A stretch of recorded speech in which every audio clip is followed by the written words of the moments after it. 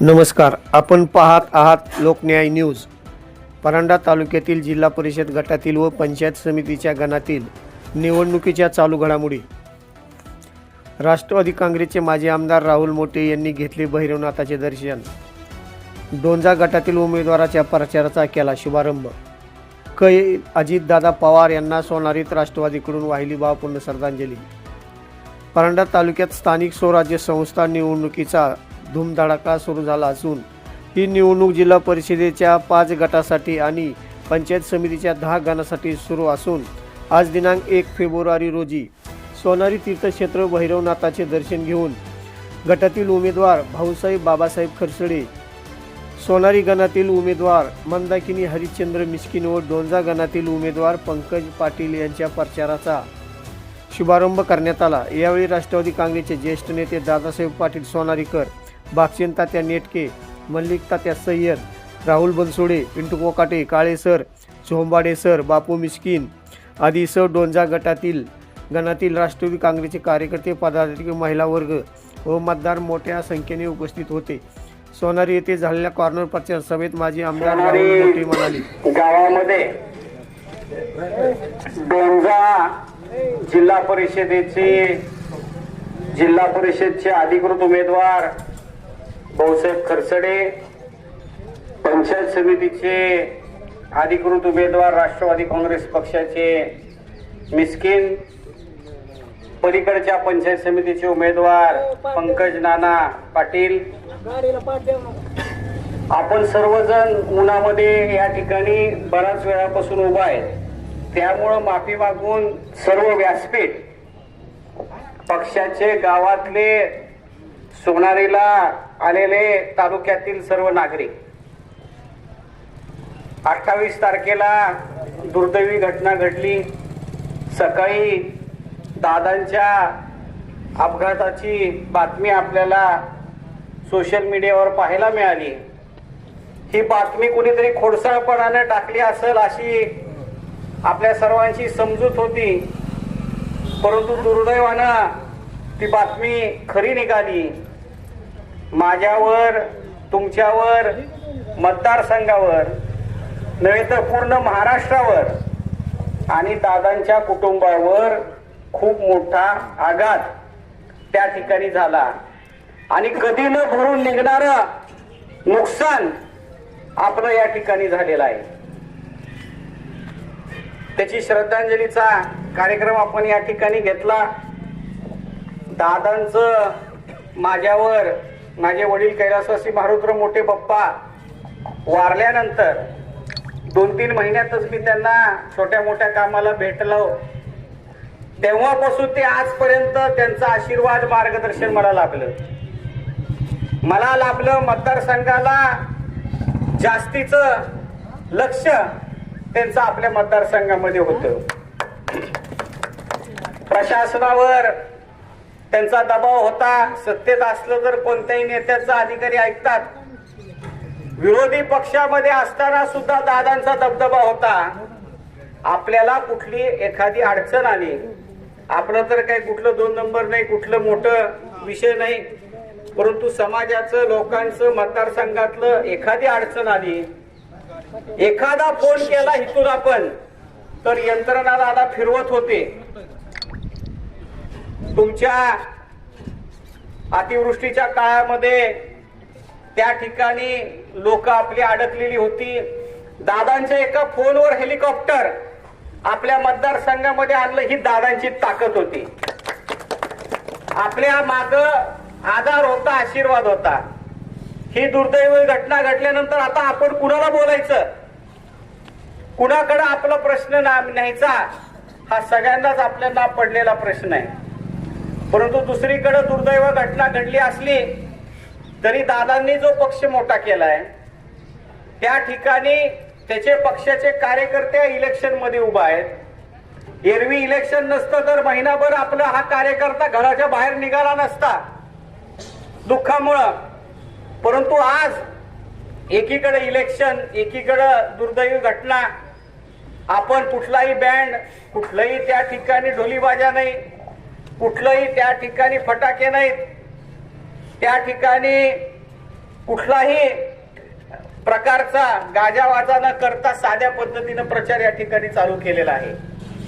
शेवटी दादा असते आणि त्यांच्या वेळेस त्यांचे कार्यकर्ते इलेक्शनला उभे आले असते तर दादा सुद्धा प्रचारामध्ये एखादी घटना विसरून कामाला लागले असते.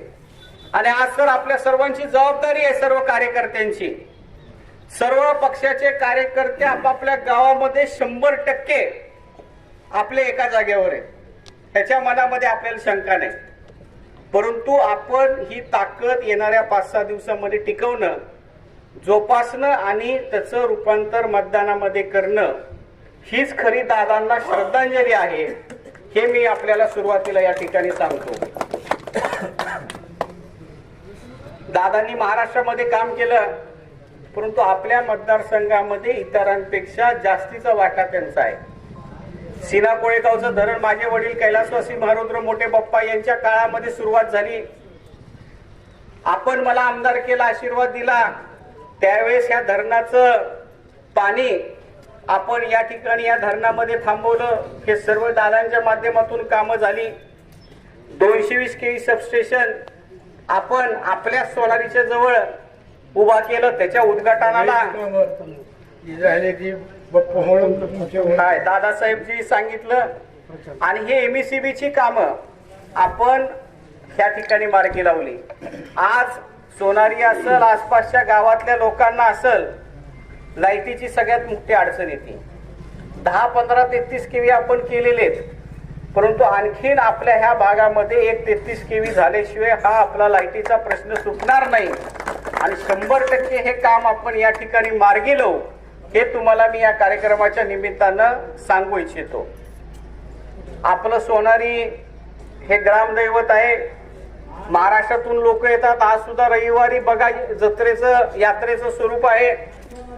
आणि ह्या गावाचा विकास करायचा असेल तर खऱ्या अर्थानं आपलं तीर्थक्षेत्रामध्ये आपलं गाव हे ब वर्गामध्ये आलं पाहिजे. ह्याच्यासाठी आपण आमदार असताना प्रयत्न केला. ब वर्गाचं महत्व एवढं आहे की एकदा ब वर्गामध्ये तुमचं नाव आलं की प्रत्येक वर्षी शासन तुम्हाला या ठिकाणी पैसे देते. आपल्यावर कुणाला टीका करायची नाही, काय नाही, परंतु जे आपण केलंय त्याची कागदपत्र पुरावे आपल्याकडे. आणि ह्या ब वर्गाचा निधी आणि तीर्थक्षेत्राच्या निधीसाठी येणाऱ्या काळामध्ये आपले जिल्हा परिषद कडून सुद्धा निधी असतो, DPC मधून सुद्धा असतो, शासनाचा असतो. ह्या गावाला आपण मदत करण्याची भूमिका करणार आहोत. डोंगाव देखील आपल्याकडे आहे. प्राथमिक आरोग्य केंद्र मागच्या आपल्या काळामध्ये या ठिकाणी झालेले. जास्त विकासावर मी बोलत नाही, विरोधकावर मी बोलत नाही. आपलंच काम एवढं आहे की ते सांगत बसलं तर आपल्याला वेळ पुरणार नाही. आज दुःखद प्रसंग आहे, प्रसंग वेगळा आहे. लांबलचक बोलणं गरजेचं नाही. जिल्हा परिषद मेंबर आपले होतकुरू आहेत, भाऊसाहेब खरसडे, त्यांना जिल्हा परिषदच्या कामाचा अनुभव आहे. निधी कसा आणायचा त्यांना माहिती आहे. बापूंना देखील पंचायत समिती ह्याचा अनुभव आहे. पंकज पाटील यांना MECBचा एवढा दांडगा अनुभव आहे की कोणतंही काम पलीकडच्या गटामध्ये काम करणारी माणसं आहेत आणि ह्यांना भेटण्यासाठी तुम्हाला कसली अडचण येणार नाही असे तरुण आणि लोकांच्या कामाला येणारे नेते आहेत. आणि ह्या सर्वांच्या मागे दादासाहेबांचा आपल्याला आशीर्वाद आहे. नेतके तात्या बरोबर आहेत आपल्या, अशोक बाबा आपल्या बरोबर आहेत, अनेक ज्येष्ठ मंडळी आपल्या बरोबर आहे. आपली टीम आहे तिथंच आहे. आणि आपली टीम एका जागेवर असल्यावर आजच्या ह्या राजकीय परिस्थितीमध्ये काय चित्र निकालामध्ये येणाऱ्या निवडणुकीमध्ये हे वेगळं आपल्याला या ठिकाणी सांगायची गरज नाही. फक्त चिकाटीनं आपण आपलं या ठिकाणी काम करावं. येणाऱ्या 7 तारखेला घड्याळ हो बटन दाबून आपण मतदान करावे विनंती करतो. आणि तात्यांनी सांगितलं की लाईटीचा प्रश्न ह्या गावचा अतिशय गंभीर झालेला आहे, परिसराचाच. त्याचं देखील 100% तात्या आपण हे लाईटीचा प्रश्न सोडू. परंतु हे टेम्पररी झालं. आपल्याला कायमस्वरूपी नवीन 33 केव्ही हितं देऊन कायमस्वरूपी आपला हा प्रश्न या ठिकाणी सोडू. एवढंच या कार्यक्रमाच्या निमित्तानं बोलतो आणि माझे 2 शब्द संपवतो. धन्यवाद. तर शनिवारी रात्री 8 वाजता जवळा निजाम जिल्हा परिषद गटात आमदार तानाजीराव सावंत यांनी शिवसेना उमेदवाराच्या प्रचारार्थ कॉर्नर सभा घेतली असून शिवसेनेच्या धनुष्यबाणाच्या उमेदवारांना प्रचंड मतांनी विजयी करा असे आवाहन करीत अपक्ष उमेदवार धनंजय सावंत यांच्यावर टीका केली असून बापाच्या नादाला लागायचं नसतं, महाराष्ट्राच्या राजकारणात मी मोठी उलथापालथ केली आहे, एकदा मनात आलं की मी ते पूर्णच करतो. तानाजी सावंत यांच्या कॉर्नर सभेला यावेळी जवळा गटातील मतदारांनी उत्स्फूर्त असा प्रतिसाद दिला आहे. जिल्हा परिषद गटात व पंचायत समिती गणाच्या निवडणुकीत आमदार प्राध्यापक डॉक्टर तानाजीराव सावंत, माजी आमदार राहुल मोटे, माजी आमदार सुजितसिंह ठाकूर यांची प्रतिष्ठा पणाला लागली आहे.